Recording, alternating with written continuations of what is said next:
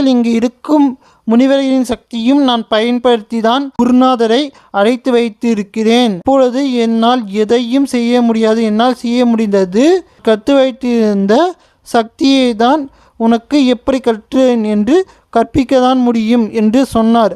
அது மட்டுமல்ல, அந்த என்னிடம் சக்தி இல்லாததனால் அந்த தீய சக்திகளை எஞ்சி இருக்கும் பலர் அந்த சாவிகளை தேடி சென்றிருக்கிறார்கள் என்பதை என் குருநாதர் மீண்டும் மீண்டும் என்று சொல்லி கொண்டே இருந்தார். அவர்கள் அந்த சாவியினை கண்டுபிடித்து விட்டார்கள் என்றால் அந்த 20 தீய சக்திகளும் மீண்டும் இந்த உலகத்தில் வந்து இந்த உலகத்தையே அழித்துவிடும் என்று சொன்னார். அதற்காக தான் தீய சக்திகள் கண்டுபிடிப்பதற்கு முன்பாகவே நீங்கள் அதை கண்டுபிடித்து நீங்கள் பாதுகாப்பாக உங்கள் சக்தியின் மூலமாக அந்த சாவியினை பாதுகாத்து கொள்ள வேண்டும். இல்லை என்றால் மீண்டும் ஒரு யுத்தம், மிகப்பெரிய யுத்தம், இந்த உலகமே அழியும் வரை